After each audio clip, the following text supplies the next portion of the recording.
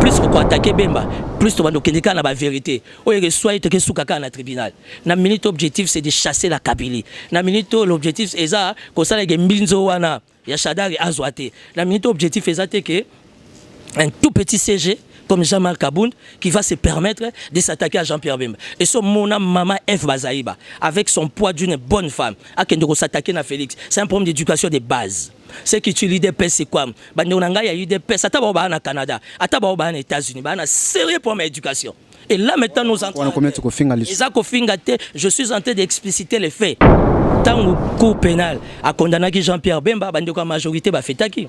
Aujourd'hui, la Cour pénale, d'après l'élément où il y a défense, il y a côté à Jean-Pierre Bemba étalé, la Cour pénale pense que non, c'est décidé que non, Bemba faut bénéficier de la liberté provisoire, acquitté totalement. Et puis, les cambouis subornation des témoins, Bemba a été acquitté. Tozo Zela va rendre verdict le 17 septembre et tout et tout.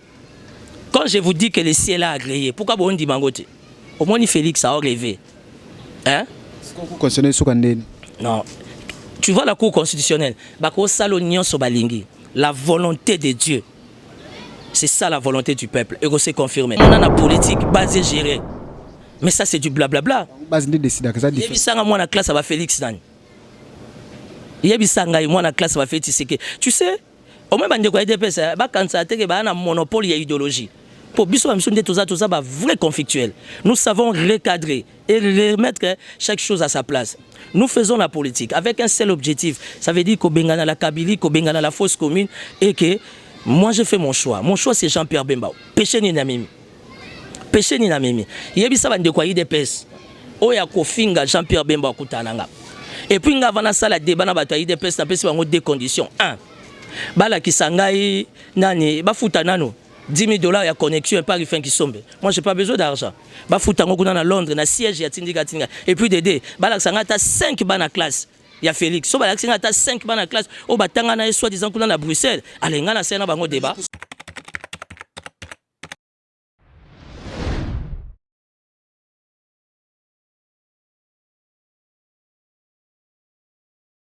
Merci na bande ko tout boza connecter les banda botala kabiso na tindika bo message toujours ko tala ya nik topika na tindika ba be mbote na bino ba bonsoir na bino ba mbote na bande so tout boza ebele boza ko tala biso na Europe boza tala biso na Afrique boza tala biso na États-Unis boza tala biso partout tina ba province awa na mboka na biso Congo ba tala kabiso bande ko Butembo bande ko surtout bande ko Est ba benga kama makasi pona be mission ko tuna pe ko za ba information. Merci à Rifé qui sombe, merci à Papi Kelly, merci à Élisée Matoto maman na grâce. Merci à Mima Wetu Bela Denganga, merci à Tansi Nathalie Mundeke na bande kutu bozota la biso libanda ya diaspora mais ça toujours côté la tindika pour boza ba information boza la mieux informée eza awa na chaîne na bino za na besoin ya promotion na yo besama kambebele.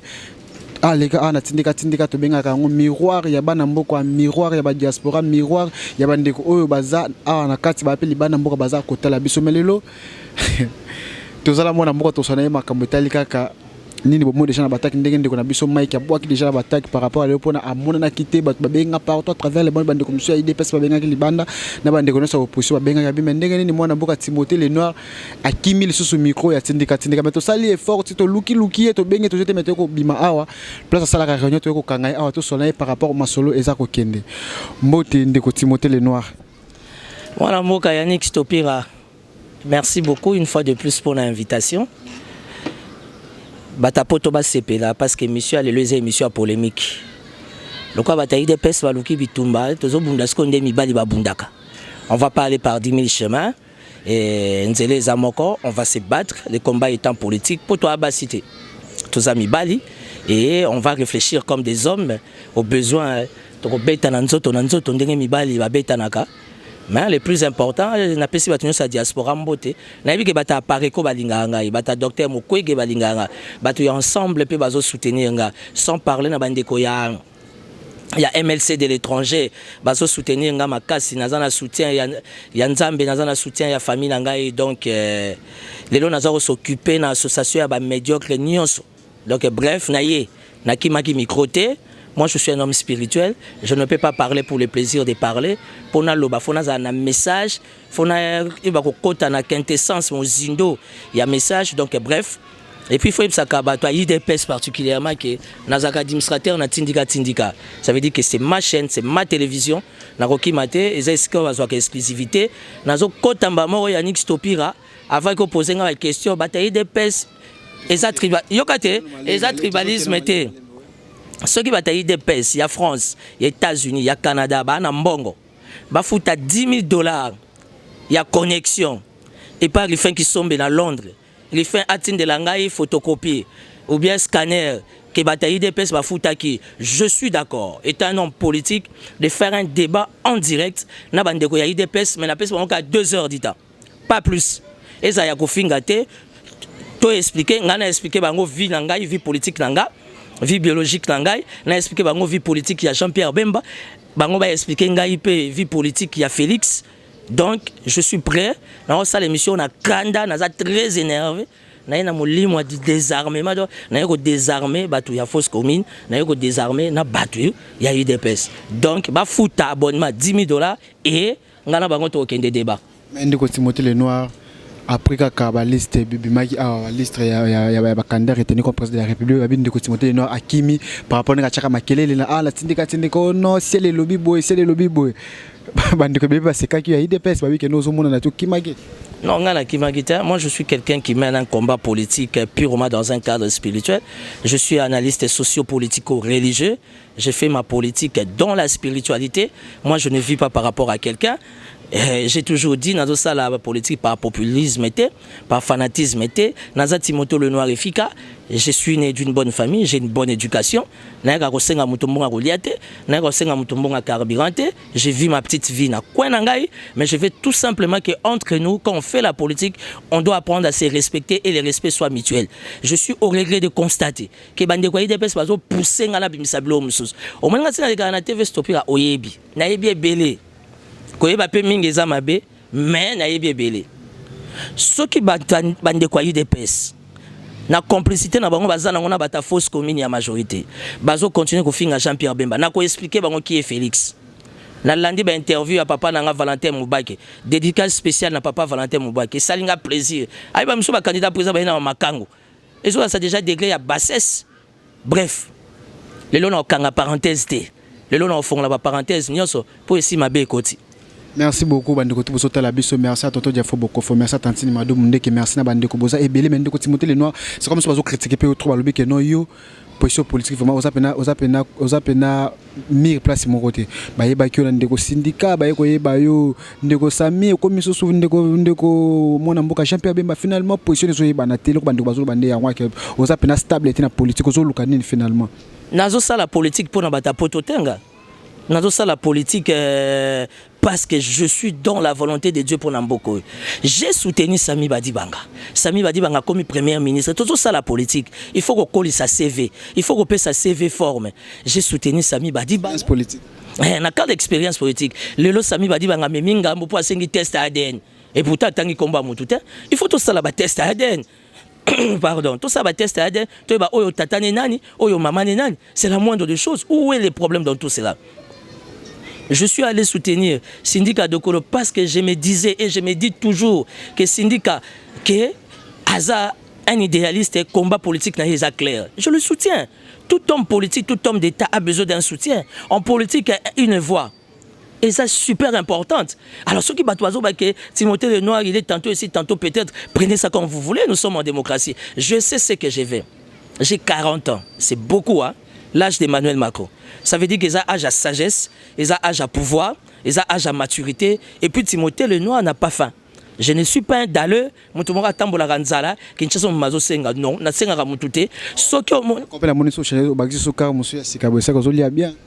a changé Moutouka, c'est parce que nous avons fils sa maman. Tout ça, tu sais, il y a un problème. Ce qui a fils sa maman, ou bien fils sa papa, à Memingam, yo tata no ayebanité. Tata na oti akufi atikeli atali loba mon côté. Jean-Pierre Bemba c'est le fils de son père. Où est le problème? Le fait papa Janon. Timothée Lenoir c'est le fils de qui c'est? De sa maman madame Lenoir Marie-Jeanne. Félix le fils de son papa. Et nazo tanga magamba Félix au molinga ya on a pesi mbote na ngana Kofi Olomide. Na pesi ma dédicace spéciale na vie na ngamo pao. Pour makambo ezo comme la vie mo pao na musique, ya ezo comme la ngana politique. Mboka momimba Timothée le Noir amabe, Timothée le Noir lingi vérité mingi, makambo ezokomelaka mwana mama mi na mwana mama meji. Ça veut dire que ne mélangeons pas les gens. Je suis quelqu'un qui sait ce qu'il veut. Je suis un homme politique avec des convictions. Je suis candidat président de la République indépendant.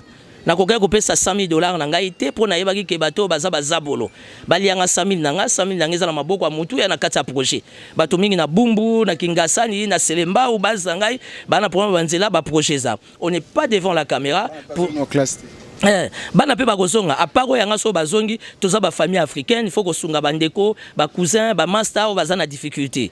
Tu vois? Et puis la politique est dynamique. Je suis venu faire alliance avec Jean-Pierre Bemba. Je ne suis pas dans les cadres ou dans le sens il y a tribalisme, ce n'est pas mon éducation, ce n'est pas ma nature, mais je me suis dit, étant un homme politique et spirituel, le ciel agrée la position de Jean-Pierre Bemba Gombo. Nazaki na kombo misatu. Oyo batu nangaye ya contact na niveau international ba pesa kingai. Et tango naza ko avancer à pas de tortue, bango mo pena ba calcul ndenge zo salama, ba lobi que non. Si tu veux avoir notre appui, notre soutien, va chez X. Moi, je ne suis pas venu chez Jean-Pierre Bemba parce que c'est la famille, non. Je suis venu chez Jean-Pierre Bemba, c'est parce que mes contacts diplomatiques, politiques de l'extérieur, au niveau de la communauté internationale, au niveau du Vatican, ils m'ont dit que va chez lui parce que nous sommes derrière lui. Quand j'ai dit que le Vatican soutient Jean-Pierre Bemba, où est le problème? Aujourd'hui, ma camion c'est Félix. Félix, ça c'est maire des troupes. Quand un homme, un leader ne sait pas gérer ses troupes, ça, ce n'est plus un leader. Félix IDPS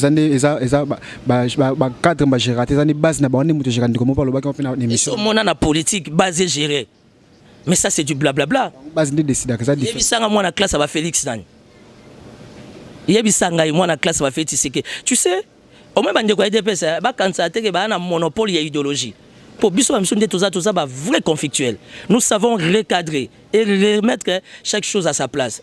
Nous faisons la politique avec un seul objectif. Ça veut dire qu'au Bengana la Kabylie, qu'au Bengana la fosse commune et que moi je fais mon choix. Mon choix c'est Jean-Pierre Bemba. Péché ni na mimi. Péché ni na mimi. Yebisa bande ko IDPS. Oya ko finga Jean-Pierre Bemba kutananga. Et puis ngavana sala débat na bato IDPS na pesi bango deux conditions. 1. Bala kisangai nani bafuta nano. $10,000 à connexion et pas il fait qui sombe. Moi j'ai pas besoin d'argent. Ba futango kuna na Londres na siège ya tindika tinga et puis Dédé bala sangata 5 bana classe. Il y a Félix. So bala sangata 5 bana classe au batanga na soit disant kuna na Bruxelles. Alenga na sena bango débat. So taki kaka bataille des personnes de Timothée le Noir tout le monde appelle MLC balançaki ma ville morte et simbité. To qui peut tout le monde peut le soit peine de ko jamais kabun pas aller à soli na base na bango avec non. Bon monde qui ba inviter ba candidat mais ce soit Kinshasa normal mais so ba meka o ya biso. Monde qui ba to nga ba bimatengeza ba scandale par rapport à on fait pas la politique pour être des barbares. D'abord la politique dans des pays civilisés sont des gens qui sont bien éduqués et ça ba famille à Combo. Aujourd'hui, on ramasse n'importe qui, n'importe quoi dans la politique au Congo. Voilà le résultat. Quel est le profit de Jean-Marc Kabound? Naba famille à Kinshasa, famille Kabound na yebia. Jean-Marc Kabound sort d'où? Azwana no jipo yo chibala pesa ya azongisa. Tala, toi na TV, toi bimisa biloko mususu. Chibala tant comme premier ministre. Jean-Marc Kabound a confirmé oui ou non, soka zwa 100 militaires, soka zwa jipa pradoté. Plus beaucoup attaquer Bemba, plus tu vas nous connaître la vérité. Oye soit te que soukaka na tribunal. Na minute objectif c'est de chasser la Kabylie. Na minute l'objectif c'est ça que ça les mbinzo wana ya Shadari azwate. Na minute objectif c'est ça que un tout petit CG comme Jean-Marc Kabound qui va se permettre de s'attaquer à Jean-Pierre Bemba. Et son mona maman F Bazaïba avec son poids d'une bonne femme a qu'elle s'attaquer à Félix. C'est un problème d'éducation de base. C'est qui utilise des pèses c'est quoi? Bandonanga y a eu des pèses à Tabaoba au Canada, à Tabaoba aux États-Unis, bah on a sérieux pour l'éducation. Et là maintenant nous entrons. Je suis en train d'expliciter les faits. Oh ya monnaie suye, bah ça la cotisation pour bah nous bah ça sur n'ambongote. Mbongo comme pas bandande. Mbongo eza na Bunia, na Butembo, na ba Kivu, na ba Kindu kuna. Les deux Kasai, bazo violer ba maman. Obi que Kasai eza na immeuble te. Hôtel ya solo ba tunde tibiso to koya to lali. Na Kasai eza, na Kabiaka mwanganzele eza te. Na Ngandajika maye eza te. On est dans quelle république? Au moins bande ko IDPS, plus ba ko déconner, plus je vais m'occuper d'eux. Soit disant que non, ML ça lança qui ville morte et simbité. La question n'est pas la ville morte ou pas. La question c'est que Jean-Pierre Bemba dit restant calme, totika l'état salanini, justice à salanini, asa musana Alors, pourquoi Jean-Marc Kabundu, il va se permettre de s'attaquer au MLC, il va se permettre de s'attaquer à Jean-Pierre Bemba? Moi, je ne suis pas porte-parole de Jean-Pierre Bemba, mais je suis son allié. Et au nom de l'Alliance, ça veut dire que je suis derrière sa vision, je suis derrière ses convictions, autour de sa synergie. Vous comprenez? Félix Satangananani. Besoin de tika banini, comment on appelle ça? Besoin de tika dépôt candidature na makango. Oh papa, toi bim sama comme ça, toi ali besoin camarade. Hein? Ne mélangeons pas les gens. Pour nous sur le nord à l'Obareza Mabé. Dans le nord comme le roi Kofi Olomide. Yoka te nyo sur Yamopao eza Mabé. Nyo sur le nord eza Mabé. Non, il faut savoir respecter les artistes. Je suis analyste socio politico-religieux. Ça veut dire que je suis un homme de la culture. J'aime la musique. Et ça ne dit pas politique. Je me rappelle moi escam on a vendu na melipe moi kokananga, na meli moi venanga. Non, ça ni na fleuve Congonga. Non, ça ni na Pullman. Nga na kota Pullman tant ezaki intercontinental. Ba te belé wa nozo mona na entourage à Kabila ba yebi intercontinental te. Donc bref, et à Mawaming, ba kokabi sauter. On se bat et la volonté du ciel et qu'on s'imposer les choses vont se passer ainsi. Merci beaucoup Ndeko Tiboso Talabiso. Merci à Ndeko Timothée Lenoir, merci Ndeko Boza Libana Bozo Talabiso Rifa Kisombe Papi Kelly Mima Wetu et puis merci à Toto Diafo Bokofo, merci à Tanti Nathalie Munde qui est Tanti Mado Munde qui est Ndeko Tibosa connecté la Tindeka Ben Billy Bozo Talabiso à travers les monuments Ndeko Timothée Lenoir tout son cas par rapport à Masoleta Limboka. Masolan de Kouchapé Batomoni a Bilinga Seigneur a invalidé CPI pour la boutique répondre. C'est comme si Makamozo qui est que non moi CPI peut ça moi tendance. Non, CPI a sa tendance. En fait, la justice, la Cour pénale internationale, c'est une cour qui est tout à fait honnête. Aujourd'hui, la Cour pénale internationale n'est plus honnête parce que Azoko jugé Kaya Bemba favorable. Tant que la Cour pénale a condamné Jean-Pierre Bemba, la majorité va faire qui. Aujourd'hui, la Cour pénale, d'après les éléments où il y a défense, il y a côté à Jean-Pierre Bemba étalé, la Cour pénale pense que non, c'est décidé que non, Bemba faut bénéficier de la liberté provisoire, acquitté totalement, et puis les cambas subornation des témoins, Bemba a été acquitté, tous autres là rendre le verdict le 17 septembre et tout et tout. Quand je vous dis que le ciel a agréé, pourquoi vous dites Mangote? Au moins, Félix a rêvé. Hein? Non. Tu vois la Cour constitutionnelle, la volonté de Dieu. C'est ça la volonté du peuple. Et c'est confirmé. Tu sais, je vais te dire une chose, Estopira. Tout connaît ça débat. Aujourd'hui, quand on parle de la RDC, on ne voit pas. Au niveau des États-Unis, au niveau il y a un département d'État. Quand on parle des États, quand on parle de la RDC, on ne voit pas Jean-Pierre Bemba, on ne voit pas Chadari, on ne voit pas Félix, on ne voit pas Mozito, on ne voit pas Sami Badibang. On voit en termes de minéraux, beaucoup de richesse. Tout ça, les drones ont circulé, bouton na moya, radar na biso par manque d'équipement, ils ont découvert la matière première jour et nuit. Ça veut dire qu'aujourd'hui, l'homme blanc, quand il réfléchit par rapport à la RDC, il ne réfléchit pas par rapport à un individu. Si aujourd'hui, Kabila servi la communauté internationale, demain, les Noirs aussi, Timothée, peut servir la communauté internationale, tout comme Jean-Pierre Bemba peut servir la communauté internationale. C'est un principe.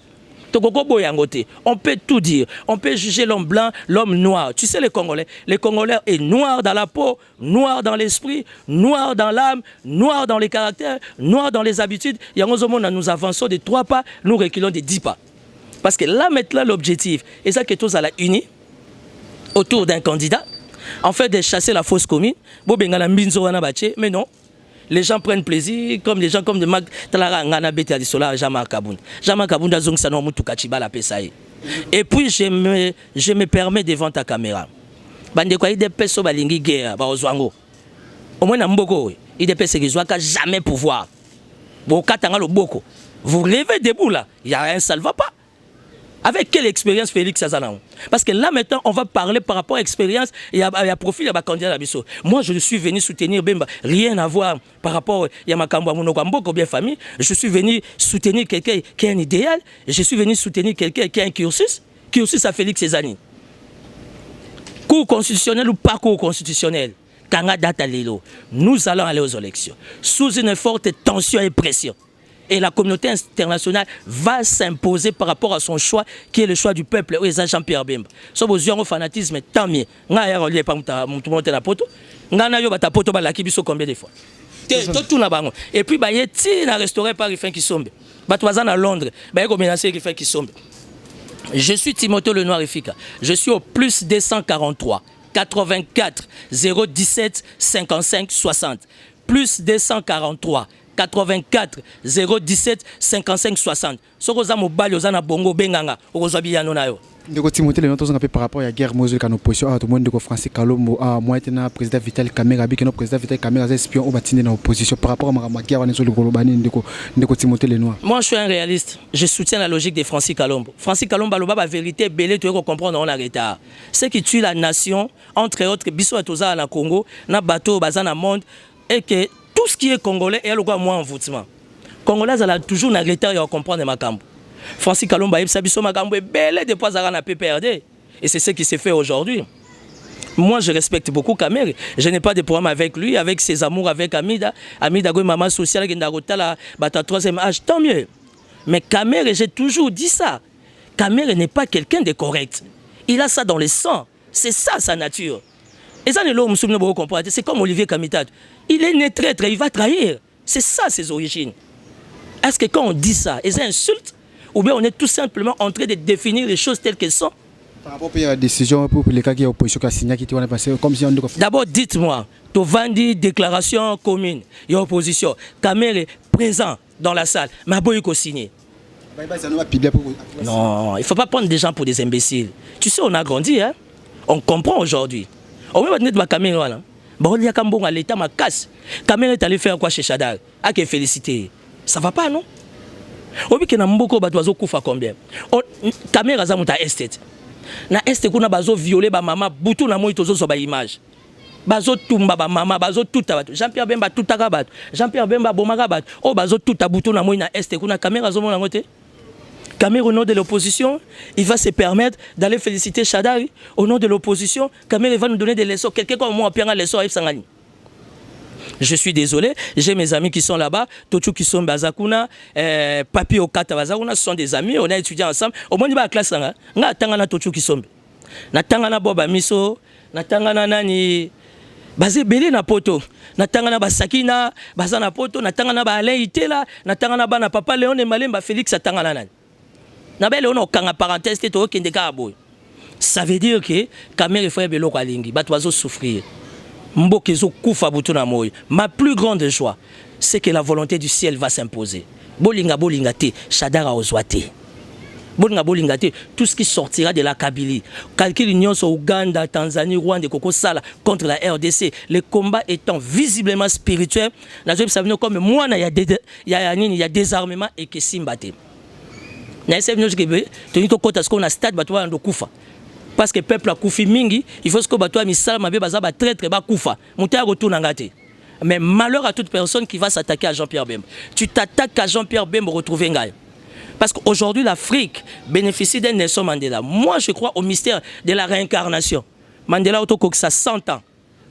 Paix à son âme azana sa mabele. Tolobara nini Bemba osala 20 ans. Bemba osala 30 ans. Nzamba confondre te. Félix Aya Vanda, na toche premier ministre, to ta la peu compétence na pour arriver à trop. To vendre ici na premier ministre, to PCA target à atteindre pendant 6 mois, on verra s'il sera à la hauteur. Ndeko Timothée Lenoir en tout cas émission de l'Engi Makasi ba tonzo tala sur mais tu vois que par rapport à la réunion les lots masolo ce que tu par rapport il y a masolo italika politique na niveau ya yo ni na yo bo kende. Non, ça veut dire que moi je suis fils d'un blanc, moi je suis bien organisé. Moi je le vantar Makasi lo ndeko poto ba loba Timothée Lenoir ali comme mon net ayebe belé azani ni beba mebe. Stopira naza vantar te. Ngana lia ke pas mutu te. Moi je mène ma petite vie dans coin nanga. Oyo loba ta na PC Sombote pour la deuxième fois. Viens mon pas au Mokonzi. Ne mélangeons pas les genres. Et le réseau ma politique le lot tout ça la mélange. Qui a paix à son âme le maréchal Mobutu disait c'est du méli mélo. Moi je suis un garçon qui est bien éduqué. Moi j'ai étudié au cours Sénèque, j'ai étudié à l'école belge, j'ai étudié à la Poupette, j'ai étudié à la Bambinière, j'ai décroché mon diplôme au lycée Molière. Dans la catégorie de l'école Natanga. Yango no moni na zongi ici groupe de Mbinza. Viens à soutenir Jean-Claude Vwemba. Jean-Claude Vwemba, félicitations. Le groupe de Mbinza, on a le groupe Mbinza Gombe. Parce que au moins, Batoumi Bakendara Poto na cadre Royiba. Aibi, Je les respecte beaucoup. mais réalité biso tozo vivre bata diaspora bazo vivre. Pe mutu benga ba professeur bomba sala ke no Kinshasa to vivre pas les mois na fin de l'année bani yaka. Ngana yo toza na promesse abatu combien na poto. Soyons conséquents. Bref. Dans chaque cas, il y a toujours des exceptions. Je respecte beaucoup les Congolais de l'étranger, la diaspora. Mais il ne faut pas que les gens se permettent n'importe quoi. Surtout dans des places. Ils sont trop véreux dans les néas, dans les vides, avec un leader qui ne comprend rien, qui ne maîtrise rien, qui est aujourd'hui, oui, que déjà Félix na Moïse va bébani. Moutazo côte salobo on a poche on ça yo bébana. Oui que Félix a moi mabé, alors il est pas Moïse, alors il y a na fausse commune, alors il y a sous c'est pas Bemba. Et Simbate tu peux te comme de la souka entretien na bisolo no ça va nous la bisolo bana message mo ya souka. Ya souka ezate photo loba. Parce que bataille des pèses ba benga yo ba fingi yo ba menacer yo. Moi je viens manger chez personne. Moi je connais Félix ni de près ni de loin. N'a pas Rabino témoignage. Bon Luka papa Nabiso il est vivant Katebe Katoto. Quel a été le message de papa Etienne Tshisekedi à Katebe Katoto concernant son fils? Toyo bimsamaka mususu. Malheur à toute personne qui va s'attaquer à Bemba. C'est lui qui va s'attaquer à mon allié. Au nom de l'Alliance, je vais m'occuper de lui. Retenez la date d'aujourd'hui.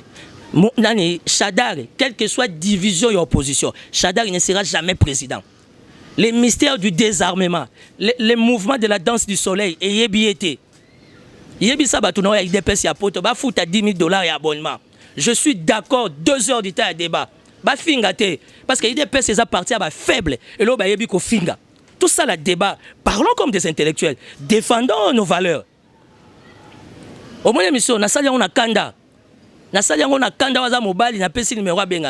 Le prochain chef de l'État, on n'a pas besoin, coup constitutionnel ou pas, la CPI va se prononcer.